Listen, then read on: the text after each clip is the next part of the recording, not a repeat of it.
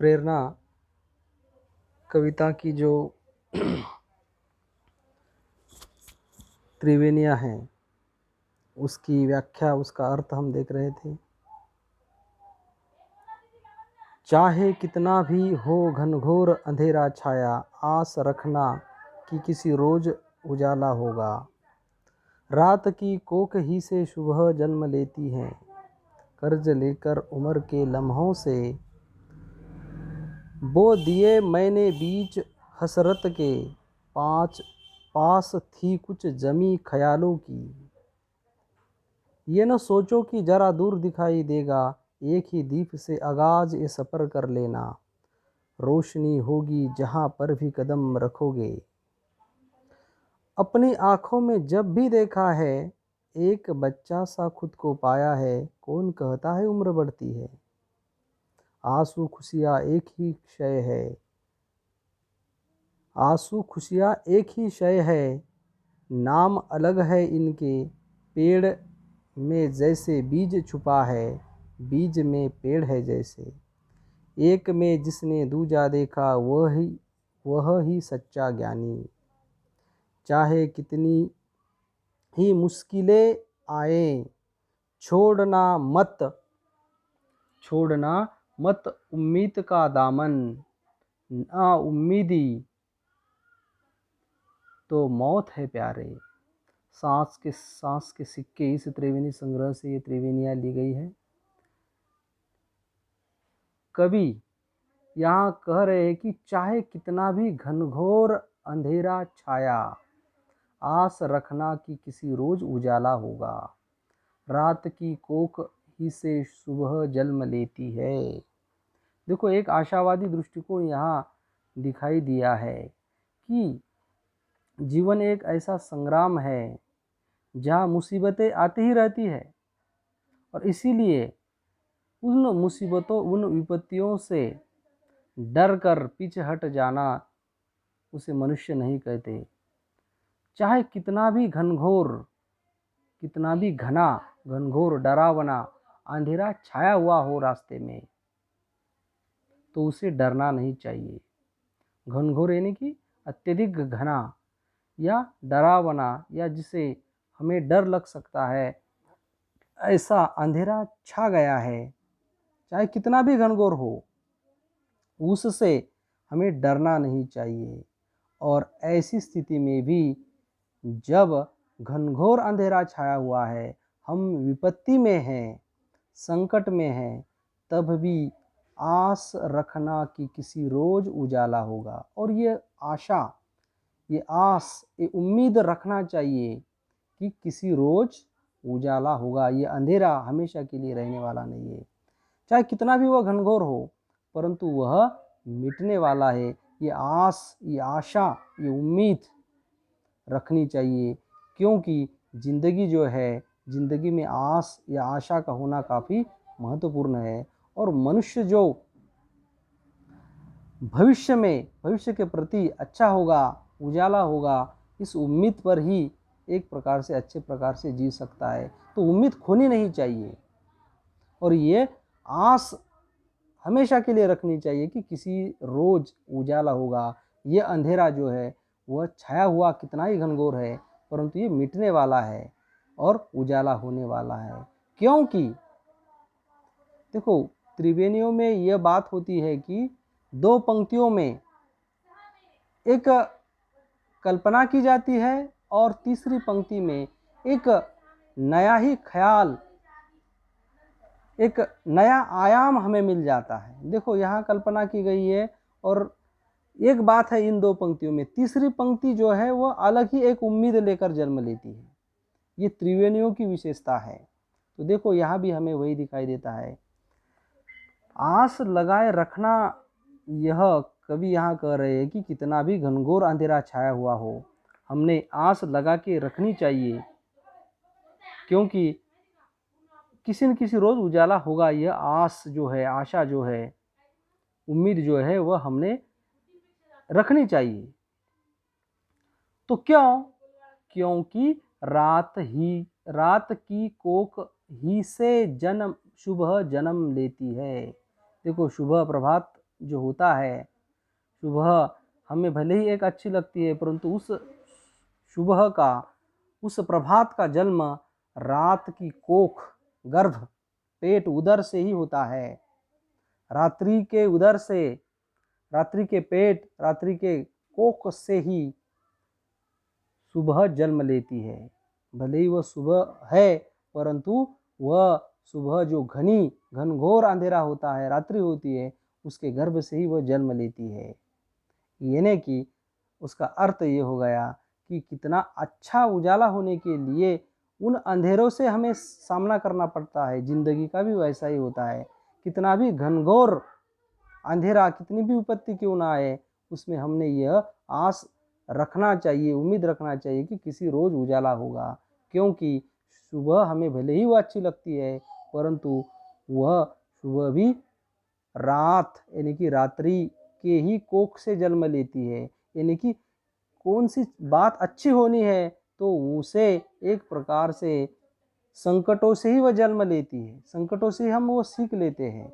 संकट आता है तो हमें कुछ शिक्षा देता है, हमें कुछ सिखाता है, और जो उन संकटों से कुछ धैर्य रखता है, सीखता है, उनका कल, आने वाला कल जो है, उसमें उजाला ही उजाला, रोशनी ही रोशनी होने वाली है।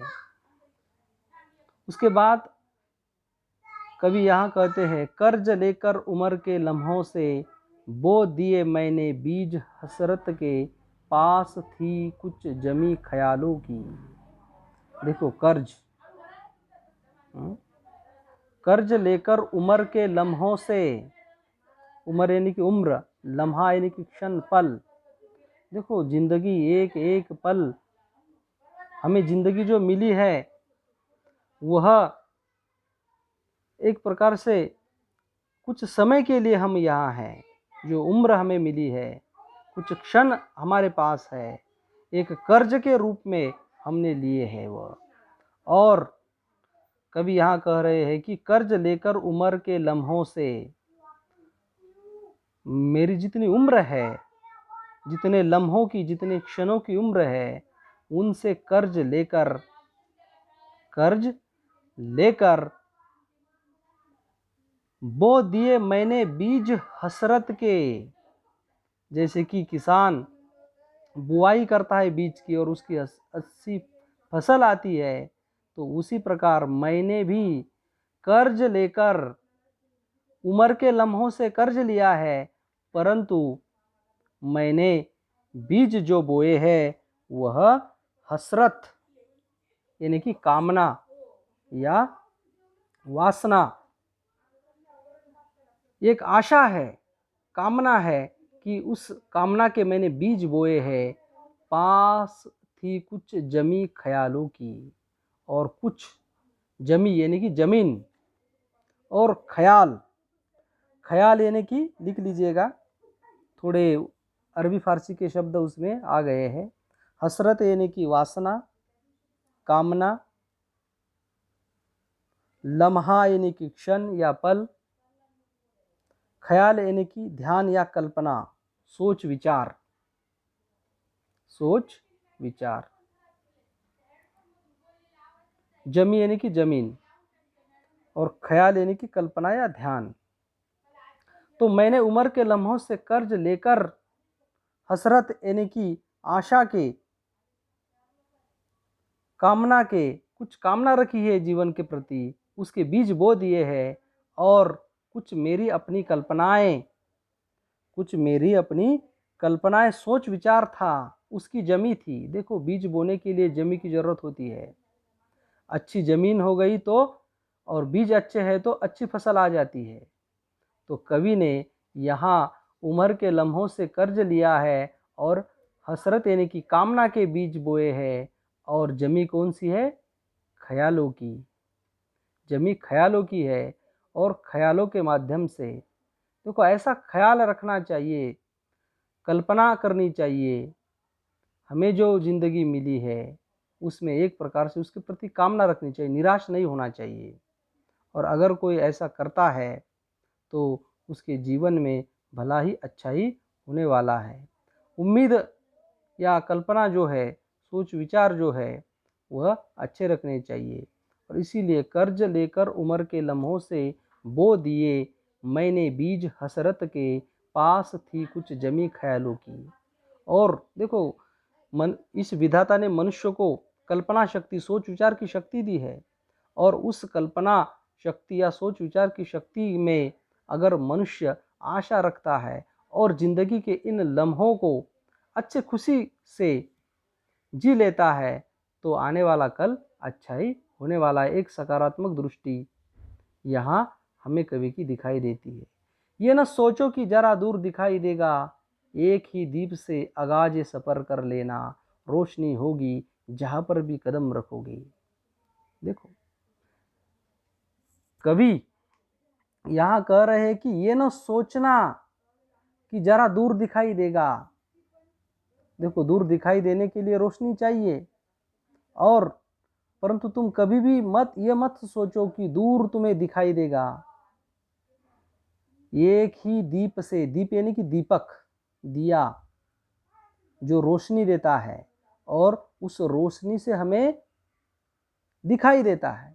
यानी कि मनुष्य को देखने के लिए रोशनी की जरूरत होती है। बिना रोशनी मनुष्य देख नहीं सकता, उतनी शक्ति उनकी आंखों में नहीं है। वह दूसरों की रोशनी पर निर्भर है। अगर सूरज रोशनी नहीं देता तो मनुष्य देख नहीं सकता। मनुष्य को देखने के लिए किसी सूर्य की या दिए की, दीपक की रोशनी की जरूरत होती है। कभी यहाँ कह रहे कि ये ना सोचो कि जरा दूर दिखाई देगा, एक ही दीप से आगाज ये सफर कर लेना। आगाज यानी कि आरंभ, प्रारंभ, लिख लीजिए। आरंभ, प्रारंभ, शुरुआत या पहल, शुरुआत या पहल करना। एक ही दीप यानी कि खुद। देखो, किसी भी सफर की शुरुआत करनी है, किसी भी सफर की शुरुआत करनी है तो हम अकेले को ही करनी पड़ती है, दूसरा कोई आता नहीं है। एक ही दीप से आगाज करना यानी कि खुद को शुरुआत करनी होती है सफर की और यात्रा की। एक ही दीप से आगाज ये सफर कर लेना, रोशनी होगी जहां पर भी कदम रखोगे। अगर तुम में ये हौसला है कि तुम अकेले सफर करने के लिए तुमने शुरुआत कर दी है, तो जहां पर भी तुम कदम रखोगे वहां पर रोशनी होगी, वहां पर रोशनी होगी। दूसरों की जरूरत तुम्हें नहीं होगी। शुरू के दौर में, शुरू जब यात्रा करनी है तो तुम्हें दूर नहीं दिखाई देगा, परंतु दूसरे लोग आएंगे, जुड़ जाएंगे। ऐसा देखकर हम यह सोचते हैं और दूर दिखाई देगा ऐसा कहते हैं, परंतु वैसा नहीं है। सफर की, यात्रा की शुरुआत खुद से ही करनी पड़ती है। एक ही दीप का अर्थ है खुद। एक ही दीप यानी कि एक आदमी अकेला ही दीप पकड़कर चल रहा है। आगाज यानी कि शुरुआत, यात्रा की शुरुआत कर रहा है। और अगर तुम में ऐसा हौसला है तो जहाँ भी तुम कदम यानी कि पैर रखोगे वहाँ रोशनी होगी, क्योंकि ईश्वर भी जो है बहादुरों का ही साथ देता है। यानी कि उसमें भी एक सकारात्मक दृष्टि हमें यहाँ दिखाई देती है।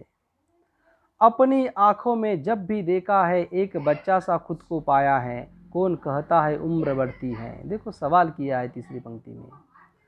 अपनी आंखों में जब भी देखा है, देखो आंखें तो दूसरा, सामने वाला या दूसरी चीजें देखने के लिए होती है, परंतु यहाँ कवि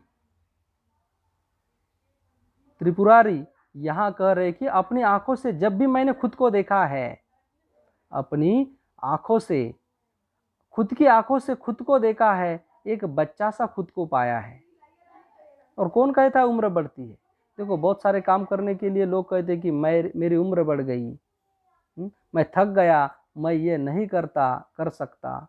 ये जो बातें होती है, इन बातों से ही आदमी कुछ बातें जो है वह नहीं कर सकता। इसीलिए अपनी आंखों से जब भी देखा है, एक बच्चा सा खुद को पाया है। और बच्चे का स्वभाव या किस प्रकार का होता है, यानी कि कभी भी उन्हें लगता नहीं कि उम्र बढ़ गई है। और कौन कहता है उम्र बढ़ती है? एक प्रकार से हमेशा अपनी खुद की आंखों से खुद को देखना चाहिए और कभी भी ऐसा नहीं लगने लगेगा उम्र बढ़ती है, बढ़ गई है। और अगर ऐसा लगने लगता है तो आप जो अपनी मंजिल है वह अच्छे प्रकार से हासिल कर सकते हैं। आंसू खुशियाँ एक ही शय है, नाम अलग है इनके। पेड़ में जैसे बीज छुपा है, बीज में पेड़ है जैसे। एक में जिसने दूजा देखा, वह ही सच्चा ज्ञानी। आंसू, दुख के क्षण में आंसू आ जाते हैं और सुख के क्षण में खुशी आ जाती है। सुख और दुख जिंदगी के दो ऐसे पहलू है, वह सापेक्ष एक दूसरे पर आश्रित है। और क्षय यानी कि चीज, क्षय यानी कि चीज, देखो यहाँ दिया है शब्दार्थ में, चीज या वस्तु।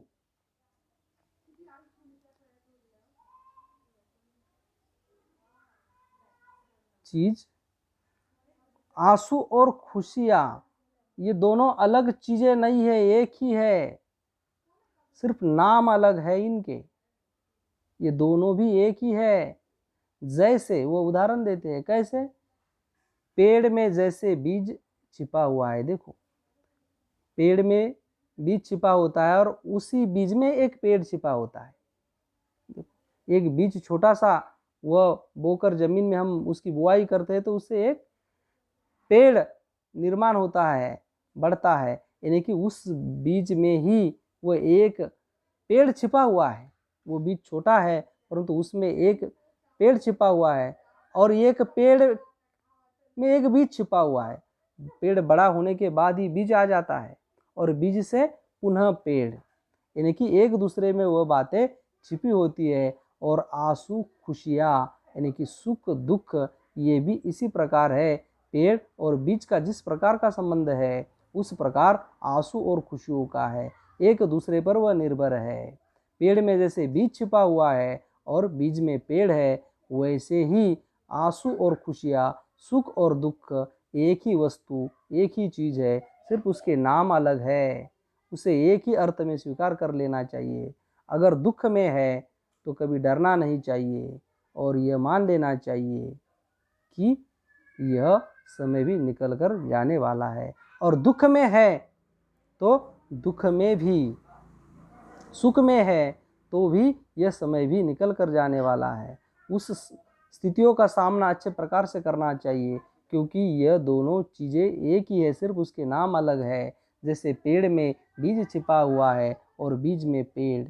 एक में जिसने दूजा देखा, वही सच्चा ज्ञानी। दूजा यानी कि दूसरा। एक में दूजा देखा, दूसरा देखा, बीज में पेड़ देखा या पेड़ में बीज देखा, वह ही सच्चा ज्ञानी है।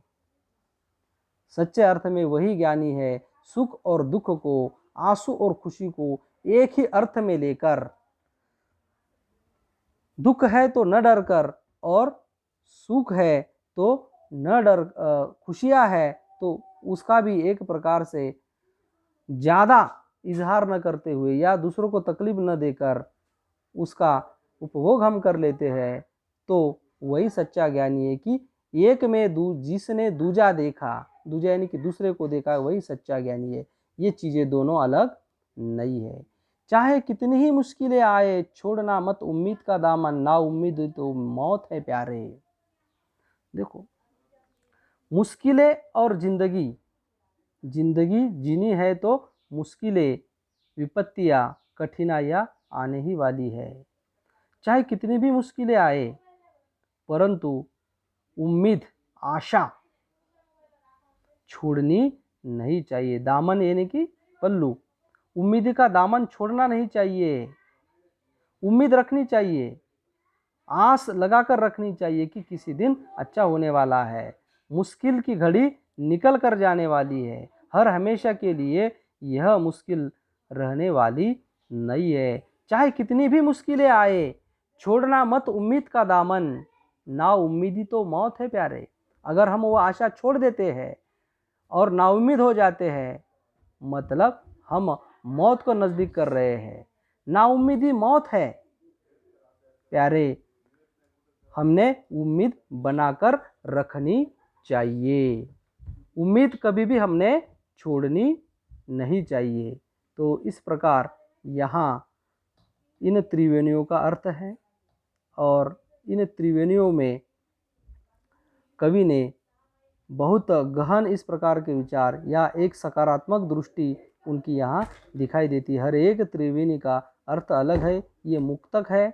2 पंक्तियाँ में कल्पना और तीसरे पंक्तियों में एक नई उम्मीद इन त्रिवेणियों में होती है। तो आज के लिए बस इतना ही।